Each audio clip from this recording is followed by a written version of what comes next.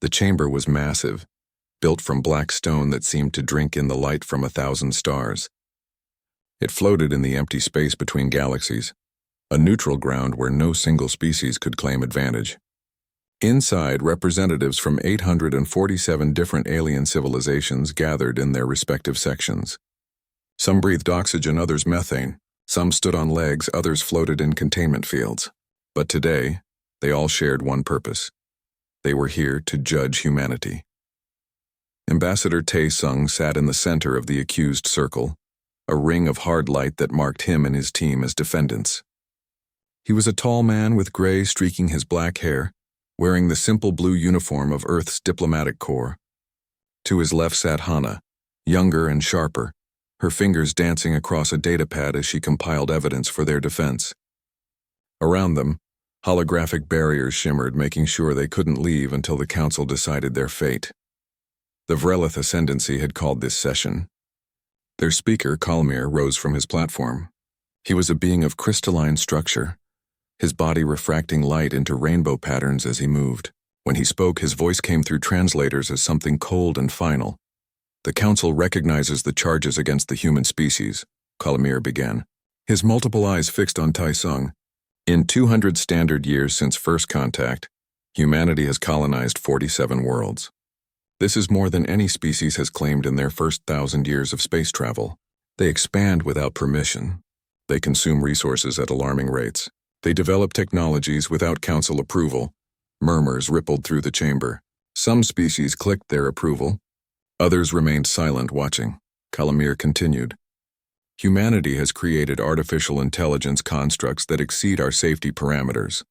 They refuse to share the secrets of their biological adaptability. Their experimental faster-than-light drives violate 3 separate treaties. And most concerning, they show no signs of slowing their expansion. He paused, letting his words sink in. The Vrelith Ascendancy believes humanity represents a clear and present danger to galactic stability. Tae-sung felt his jaw tighten, but he kept his face neutral. He had expected this. Earth had been too successful too fast. It scared the older civilizations who had taken millennia to achieve what humans did in centuries. The presentation lasted for hours. Species after species stood to voice their concerns. The Dracons worried about human military buildup. The Plenari complained about human traders undercutting their markets. The ancient Keltharians, usually silent, expressed unease about humanity's aggressive curiosity.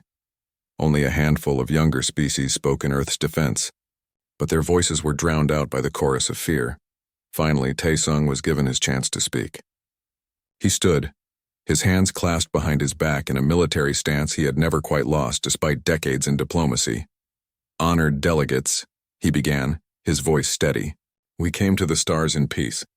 When we discovered we were not alone, we celebrated. We opened our arms to you, learned your languages, traded our goods, shared our culture. Yes, we have grown quickly.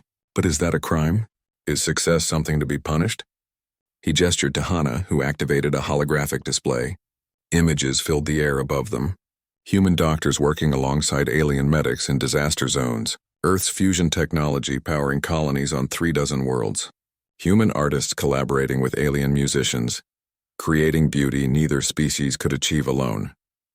We have given much to this galaxy, Tae-sung said. Our medical advances have saved millions of Keltharian lives during their plague years. Our agricultural techniques feed hungry populations on 15 worlds. Our music, our stories, our dreams, we share them freely. And this is how you repay us? With accusations and fear? Hana stood beside him, her voice clear and precise. The data shows that human-occupied worlds have lower crime rates, higher standards of living, and better environmental protection than the galactic average. Our AI constructs have never harmed a single being. Our faster-than-light technology is safer and more efficient than the standard council drives. We are not a threat. We are an opportunity. But Tae-sung could see it in their eyes, all those alien faces staring down at them. The words didn't matter. The evidence didn't matter. They had already decided. The vote took 3 days. During that time, Tae-sung and his team were confined to a small chamber adjacent to the main hall. They ate recycled protein paste and drank filtered water while the galaxy decided their fate. Hana worked constantly, trying to sway the undecided delegates through back channels. But one by one, species that had promised support fell silent. On the third day, they were summoned back to the chamber. The results appeared in the air above them, visible to all. 756 species voted in favor of the containment protocol. Only 91 voted against it. The remaining species abstained, too afraid to choose either side. Kalmir read the terms, and each word fell like a hammer blow. All human colonies beyond the Sol system must be evacuated within 10 standard years. Earth's orbital defenses must be dismantled. All human faster-than-light technology must be surrendered to Council oversight for study and restriction. A blockade fleet composed of ships from 200 species would be positioned at the edge of human space to enforce compliance. Humanity was being caged. Taesung stood slowly. The chamber fell silent, waiting for his response. He looked around at all those alien faces, some sympathetic, most merely satisfied that a potential threat had been neutralized. "You call this justice," he said quietly. "You call this protection. But I call it what it truly is, cowardice." His voice rose, filling the chamber. "We came to you with open hands, and you have chosen to see fists. We offered partnership, and you chose imprisonment. You fear us not because we have done wrong, but because we remind you of what you have forgotten. The courage to reach beyond your grasp, the will to become more than you are." He walked to the edge of the light barrier, staring directly at Kalmir. "We will remember this moment. History will remember this moment, not as the day the Council protected the galaxy, but as the day you made your greatest mistake. You had the chance to embrace humanity as allies. Instead, you chose to make us your enemy." Taesung's final words echoed in the silence. "Be very certain you can afford the consequences of that choice, because humanity has never responded well to being caged. We break cages. It's what we do best."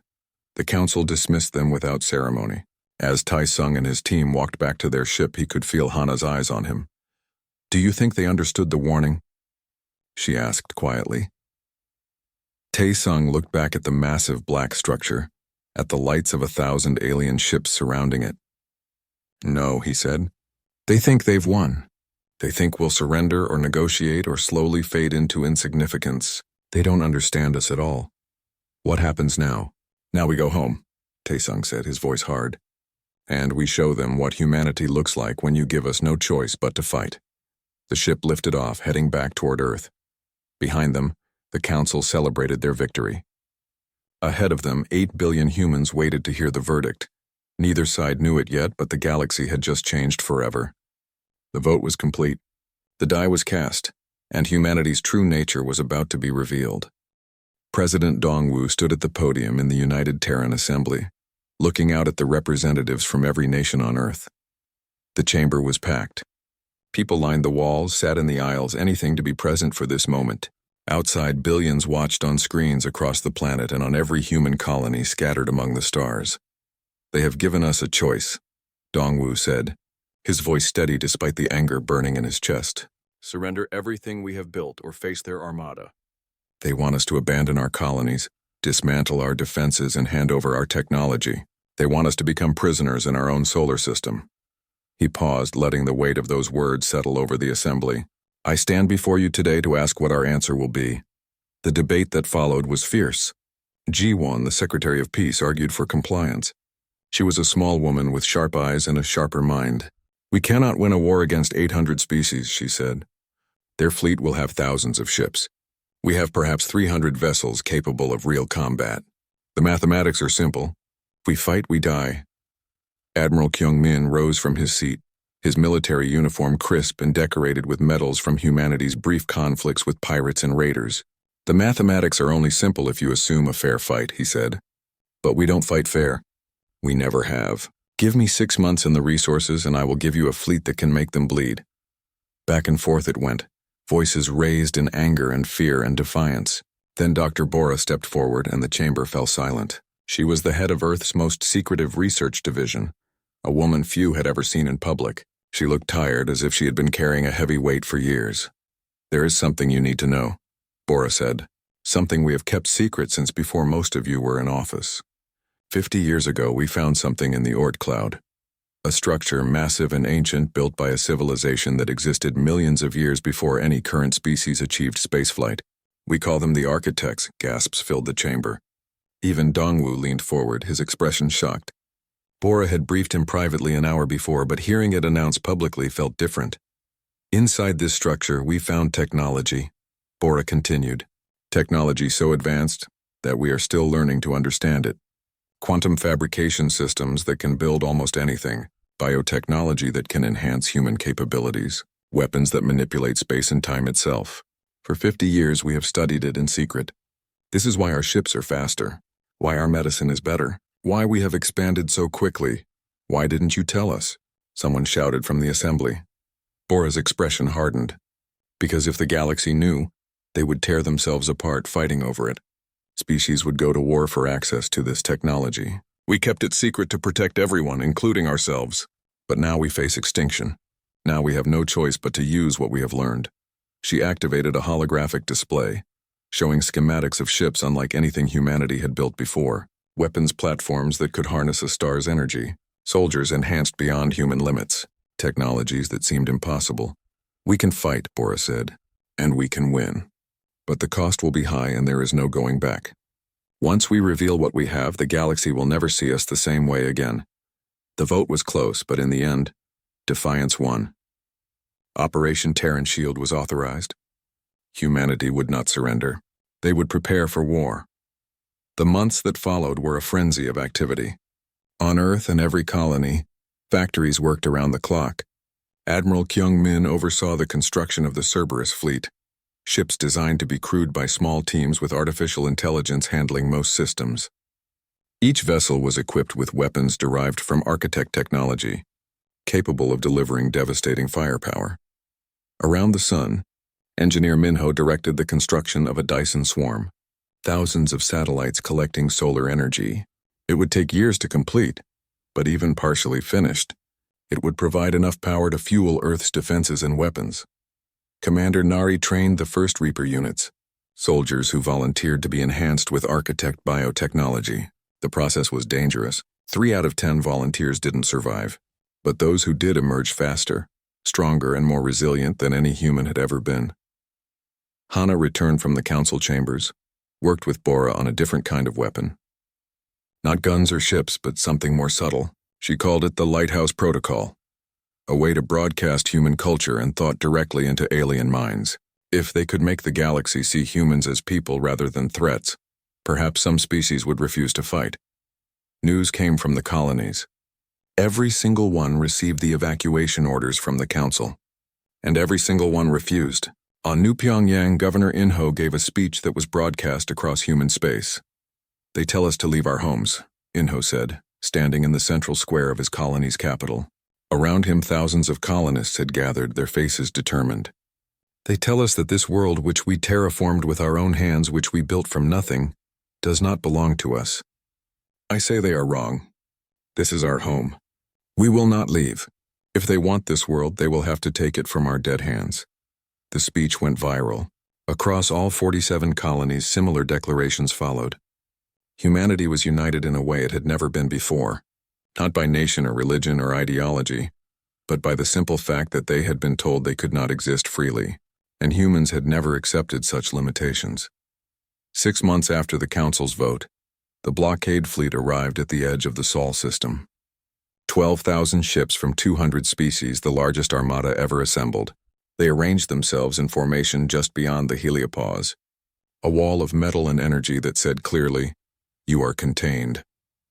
Admiral Kyung-min watched them on his command screen aboard the newly christened KTSS Indomitable, humanity's first true dreadnought. Around him, his crew worked with quiet efficiency. They were young, most of them, volunteers who knew they might not survive the coming war. "Send the message," Kyung-min ordered, across all frequencies, in every language used by the council species. A warning broadcast from buoys placed at the system's edge. Kyung-min's face appeared on the transmission, his expression calm but his eyes hard as iron. "You have come to cage humanity," he said. "You will find that humans do not cage well. We have prepared for this moment. We have built weapons you cannot imagine. We have trained warriors who will not surrender. We have united 8 billion people in common cause. Turn back now. This is your only warning. Cross into our space and you choose war. And I promise you, it will be a war unlike any you have ever known." The transmission ended. On the council flagship, The Vrelith commander Talvesh watched the message with his staff. When it finished, laughter rippled through the command center. "They threaten us," Talvesh said, his crystalline body pulsing with amusement. "They have perhaps 400 ships. We have 12,000. They speak of weapons we cannot imagine, but we have seen their technology. It is good, yes, but not miraculous. They are bluffing, hoping we will retreat without testing their defenses." His tactical officer agreed. "Our intelligence shows no massive military buildup. Some new ships, some enhanced soldiers, but nothing that changes the fundamental balance of power. They are hoping to frighten us. Then we will show them that the Council does not frighten easily," Talvesh said. "Advance to Neptune's orbit. If they resist, destroy their ships, but try to minimize casualties.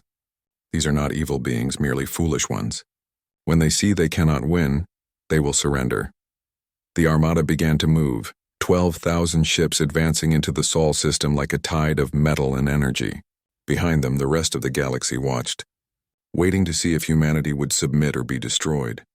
On Earth, President Dongwu addressed his planet one final time before the battle. "They come thinking we are weak," he said. "They come thinking we will break. They do not understand what drives us. We are the species that climbed down from the trees and decided to walk upright. We are the species that looked at the ocean and decided to cross it. We are the species that stared at the stars and decided they were our destiny. We do not surrender. We do not submit. We adapt, we overcome, and we win." He paused, and for a moment his voice softened. "Some of us will not survive what comes next. But humanity will endure, and the galaxy will learn what it means to corner a predator and give it no choice but to bare its teeth."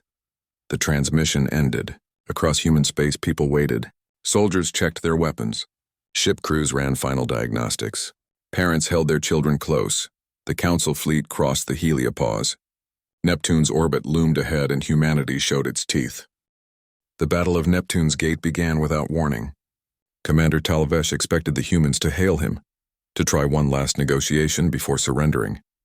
Instead, space itself seemed to tear open as quantum mines phased into existence inside the shields of his forward vessels. Explosions bloomed across his fleet's vanguard. 17 ships destroyed in the first 3 seconds. Talvesh's crystalline body flickered with shock as alerts flooded his command center. "Impossible!" his tactical officer shouted. "Those mines appeared inside our shields. Our sensors never detected them." "Return fire," Talvesh ordered, trying to keep the fear from his voice. "All ships, defensive formation. Find those mine launchers and destroy them." But there were no launchers to find. The mines had been placed months ago, quantum locked into a probability state where they existed and didn't exist simultaneously.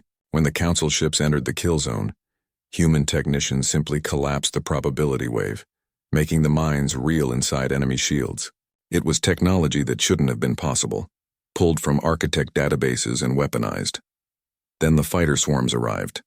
Thousands of small craft poured out from hidden positions in Neptune's rings and moons. They moved in perfect coordination, like a school of fish or a flock of birds. Each craft linked to an artificial intelligence network that calculated vectors and firing solutions faster than any biological mind could process. The fighters were small, built for speed and firepower rather than crew comfort. Most were piloted by AI constructs, though a few had human pilots jacked directly into the control systems, their minds merged with the machine. They dove through the Council formation, firing magnetic accelerator rounds and missiles, then breaking away before the larger ships could track them. Captain Jiwoo watched the battle from the bridge of the KTSS Indomitable. She was young for a ship commander, barely 30, but she had trained her entire adult life for this moment. Around her, the Dreadnought's crew worked with practiced efficiency. "Enemy flagship marked," her tactical officer reported. Jiwoo studied the display. The Council had arrayed their forces in a standard defensive sphere, protecting their command vessels in the center, while escort ships formed the outer shell. It was a formation designed to be unbreakable, tested in 1,000 simulations and 100 real battles. "Activate the main weapon," Jiwoo ordered. Deep in the Indomitable's core, the architect weapon system came online. It didn't fire missiles or energy beams. Instead, it created a localized distortion in space-time, a gravity spike that reached across thousands of kilometers to crush whatever fell within its focus. The beam was invisible, detectable only by its effects. 3 Council escort ships suddenly collapsed in on themselves, their hulls crumpling like paper as gravity multiplied 1,000-fold. Their crews died instantly, crushed to atoms before they could even scream. Talvesh stared at his displays in horror. What weapon is that? How are they doing this? No one had an answer. The Indomitable moved through the battle like a predator, its gravity weapon reaching out to crush ship after ship. Around it, the Cerberus fleet engaged with conventional weapons, their tactics coordinated by the same AI network that controlled the fighter swarms. The battle raged for 14 hours. It was not the quick victory Talvesh had expected. His ships outnumbered the humans 50-1, but the humans fought with a viciousness and coordination that defied everything he knew about warfare. They used the moons and rings of Neptune for cover, appearing and disappearing like ghosts. They sacrificed drones and fighters without hesitation, using them to shield their larger vessels. And they kept broadcasting the entire engagement on open channels, showing the galaxy exactly what was happening. When it was over, Talvesh had lost 847 ships. The humans had lost 34. "Retreat," Talvesh ordered, his voice hollow. "Pull back beyond the heliopause. We need to regroup."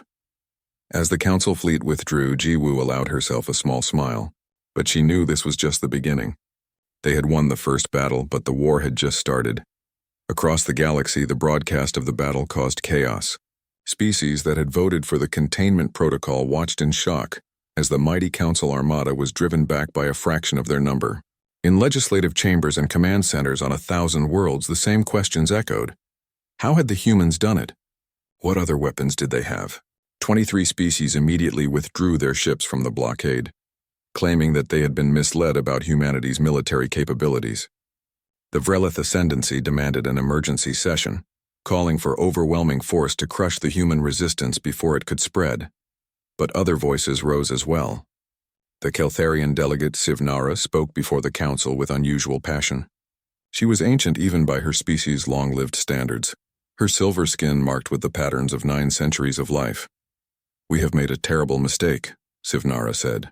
"We feared humanity's growth and tried to contain it through force. But in doing so, we have created exactly the threat we feared. We gave them no choice but to become warriors. We backed them into a corner and acted surprised when they showed their teeth. This is not their fault. It is ours." The council chamber erupted in argument. Some agreed with Sivnara, calling for immediate negotiations. Others, led by Kalmir, demanded escalation. The vote was close, but fear won over wisdom. The council authorized a second fleet, twice the size of the first, with orders to use maximum force. While the council prepared their response, humanity activated the next phase of their plan. Dr. Bora and Hana had spent months preparing the Lighthouse Protocol, and now it was time to deploy it. Across human space, massive quantum communication arrays activated. They didn't send simple messages. Instead, they broadcast raw human experience directly into the minds of any alien willing to receive it. Music filled their thoughts, complex and beautiful and strange. Stories unfolded, tales of human struggle and triumph and tragedy. Emotions flowed, the pure feeling of what it meant to be human, filtered through the architect technology that made such direct transmission possible. Billions of aliens across the galaxy chose to receive the broadcast. For the first time, they truly understood their enemy. They felt human joy and human sorrow. They experienced human determination, that stubborn refusal to accept defeat. They understood why humanity fought, not just for survival but for the simple right to exist freely. The effect was profound. On 200 worlds, protest movements erupted. Species that had never communicated before began talking, united by the shared experience of the Lighthouse transmission. A cultural virus spread through the galaxy. If the Council could do this to humanity, they could do it to anyone. Meanwhile, Commander Nari and her Reaper units deployed into Council space. They moved in small teams, invisible to sensors thanks to Architect's stealth technology. Their mission wasn't to kill but to sabotage. Supply depots experienced mysterious malfunctions. Communication relays failed at critical moments. Ships found their weapon systems offline for no apparent reason. Intelligence Officer Taeyeon coordinated the psychological operation from Earth, making sure every sabotage looked like it could be humanity's doing, even when it wasn't. She spread rumors, planted false intelligence, and exploited every fear and suspicion in the Council's ranks. Paranoia spread like wildfire. Species started to distrust each other, wondering if their allies had been compromised by human agents.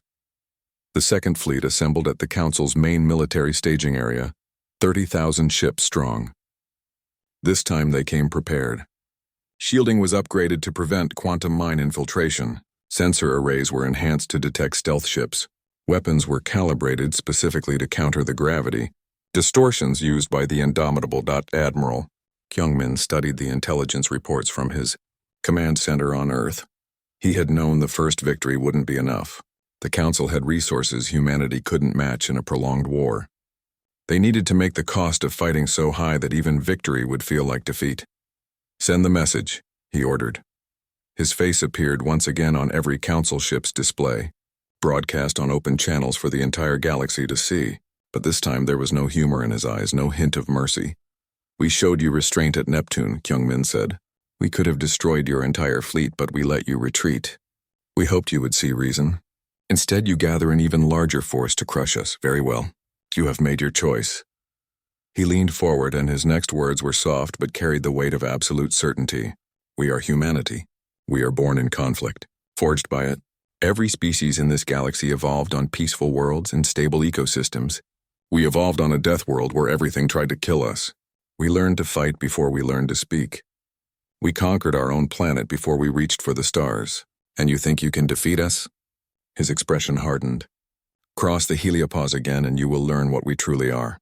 Not the peaceful traders who came to you with friendship, not the scientists who shared their discoveries. You will face humanity as we were for 99% of our existence. Predators, survivors, warriors who know no other option but victory. We have shown you a taste of our capabilities. Come into our space again and we..." The Second Fleet came prepared for everything they thought humans could do. They had triple-layered shields, advanced sensor nets, and enough firepower to reduce a planet to ash. What they weren't prepared for was the moon.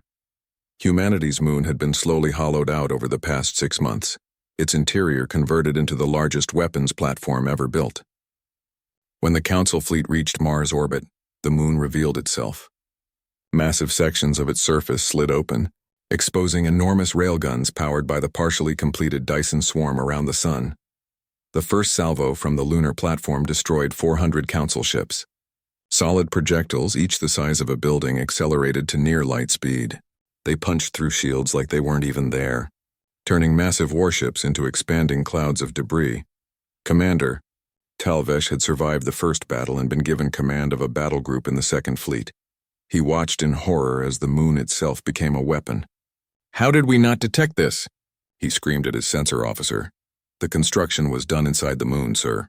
No external signs until they opened fire. All across the solar system, humanity's defenses activated. The asteroid belt revealed itself to be full of hidden weapons platforms, small fortresses built into rocks that had orbited the sun for billions of years. They emerged from dormancy, their weapon systems coming online like predators opening their eyes. Captain Ji-woo commanded the Indomitable again, leading the Cerberus fleet in coordinated strikes against the Council's formations. But this time the enemy adapted. They had studied the gravity weapon and deployed countermeasures, fields that disrupted the space-time distortions before they could crush their ships. The battle raged across the entire solar system. At Jupiter, a Council battle group tried to use the gas giant's gravity well for tactical advantage, only to discover that humanity had seeded the planet's upper atmosphere with mines. At Saturn, Reaper units and stealth ships ambushed supply vessels, cutting off fuel and ammunition from the frontline forces. Engineer Minho worked frantically on Earth, directing the Dyson swarm's energy output to the lunar platform and the orbital defense grid. Every minute, the swarm captured more solar energy, feeding it into capacitors that could discharge in devastating bursts. But the system was incomplete, pushed into service before it was ready, and failures cascaded through the network faster than his teams could repair them. 3 weeks into the battle, Mars fell. The colony there had a population of 800 million, and though most had been evacuated to underground shelters, Council bombardment collapsed many of the structures. 200 million humans died in the assault. The number was staggering, more casualties than humanity had suffered in all its previous wars combined. President Dongwu watched the reports coming in from Mars, his face gray with grief and exhaustion. Ji-won stood beside him, tears streaming down her face. "We should surrender," she said quietly. "This cost is too high. We can't win." "If we surrender now, those 200 million died for nothing," Dongwu replied. "The council will still cage us. They'll still limit us. And next time they fear us, they'll do worse than this. We fight or we accept extinction as a free species." On the front lines, the battle had become brutal. Human losses mounted as the council's superior numbers began to tell. Admiral Kyung-min coordinated the defense from the indomitable sister ship, the Defiant. But even his tactical genius couldn't overcome the simple mathematics of being outnumbered 60-1. Then Dr. Bora activated the final architect technology, the one she had hoped they would never need to use, the Kronos engine. It was installed in key ships and command centers, a device that didn't stop time but allowed brief glimpses of the immediate future. Commanders could see enemy movements seconds before they happened, could predict firing solutions and tactical decisions with impossible accuracy. Captain Jiwoo was one of the first to receive the enhancement. She felt the Kronos engine connect to her neural implants, and suddenly the battle unfolded before her in layered possibilities. She could see where the enemy would move, which ships would fire, where the weaknesses in their formation would appear. It was like playing a game where she could see 3 moves ahead, while her opponent struggled with the current move. The tide began to turn. Human forces, though still vastly outnumbered, fought with uncanny precision. They were always in the right position, always firing at the moment when enemy shields had cycled down, always evading incoming fire by microseconds. But the technology came with a terrible price. The human mind wasn't meant to process multiple timelines simultaneously. Operators of the Kronos engine began to suffer neural breakdown. Some went insane, their minds unable to distinguish between what had happened and what might happen. Others simply died, their brains burning out from the strain. Jiwoo felt it every time she used the engine. Headaches that felt like her skull was splitting open, moments of disorientation where she couldn't remember which version of events was real, but she kept using it because the alternative was losing, and losing meant extinction. At Jupiter's orbit, the turning point came. The Council had massed their remaining forces, 18,000 ships preparing for a final overwhelming assault on Earth. They would punch through the human defenses with sheer numbers, accepting massive casualties to achieve their objective. Admiral Kyung-min saw it coming through the Kronos engine. He also saw that no conventional defense would stop them, so he made a decision that would haunt him for whatever remained of his life. "All ships," he broadcast. "Final protocol. Authorization Kyung-min Alpha 00. Across the human fleet, captains received the order and understood what it meant. Every ship was equipped with a self-destruct system tied to their faster-than-light drives. When activated at the right moment, the drive would tear a hole in space, creating a brief but devastating localized explosion. 70 human ships positioned themselves in the path of the Council's assault. Their crews had minutes to evacuate, but most didn't make it. The ships detonated simultaneously, creating a wave of spatial distortions that tore through the Council formation. 8,000 Council ships died in the blast. So did 3,000 human crew members who couldn't evacuate in time. Jiwoo watched it happen from the Indomitable, and she felt something break inside her. They were winning, but the cost was becoming unbearable. How many more would die? How much more could humanity sacrifice and still call it victory? Commander Talvesh's ship was caught on the edge of the explosion. His shields held barely, but half his fleet was simply gone. He looked at the casualty reports and felt something he had never experienced in 300 years of military service. Fear. Not fear of dying, but fear of what humanity might do next. "Retreat," he ordered. "All ships, maximum speed, fall back beyond the heliopause." The Second Fleet withdrew, leaving behind 18,000 destroyed vessels and countless dead. Humanity had held, but barely. They had lost Mars colony. They had lost 200 orbital habitats. They had lost nearly 2 billion lives, and then the Vrelith Ascendancy proposed the unthinkable. The emergency council session was broadcast across the galaxy. Kalmir stood before the assembly, his crystalline form pulsing with cold determination. Humanity has proven they cannot be contained by conventional means. They have weapons we don't understand. They fight with a ferocity that costs us dearly for every victory. Therefore, I propose we use the Stellar Cleansing Protocol. Silence fell across the chamber. The Stellar Cleansing Protocol was ancient, a weapon system created during the last great galactic war 10,000 years ago. It could trigger a star into premature supernova, destroying everything in the system. "You propose genocide," Sivnara said, her voice shaking with rage. "The murder of an entire species." "I propose the protection of 800 species against one," Kalmir replied. "Humanity is too dangerous to be allowed to continue. We gave them a chance to surrender. They chose war. Now we must end it permanently." The vote was called. The galaxy held its breath as the count began. 398 species voted in favor. 392 voted against. 57 abstained. The stellar cleansing protocol was authorized. Sivnara stood, her ancient body trembling. "Then the Keltharian Empire withdraws from this council. We will not be party to genocide. History will judge you for this moment, and it will judge you harshly." She walked out, and 67 other species followed her. They formed what they called the Alliance of Conscience, species who refused to participate in the extinction of humanity. On Earth, President Dongwu received the news. The stellar weapon was already in transit, a massive device that would reach the Sol system in 30 days. Once activated, it would cause the sun to go supernova. Earth, Mars, every human installation in the system would be vaporized. 40 billion humans had nowhere to go. Even if they could evacuate, there weren't enough ships to move that many people in 30 days. Humanity had won the battle, but was about to lose everything. Dr. Bora worked without sleep, searching the architect databases for anything that could help. And in the deepest archives she found something, a file marked with symbols that translated roughly as Final Defense and Ascension. She read through the data, her eyes widening with each page. Then she ran to find President Dongwu. "I found a way to save us." Dr. Bora stood in President Dongwu's office, her hands shaking as she held the datapad. Outside the window, Earth looked peaceful, unaware that its sun would become a weapon of genocide in less than 30 days. "The architects didn't die," Bora said. "They transcended. They merged their consciousness with a network that exists partially outside normal space. It made them effectively immortal and gave them power over fundamental forces like gravity and time.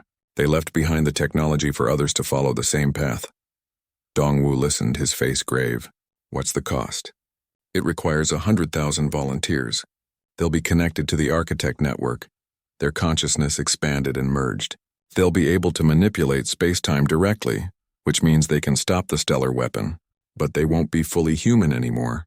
They'll exist in a state between physical and digital, neither truly alive nor dead. Forever." "How long do we have to decide?"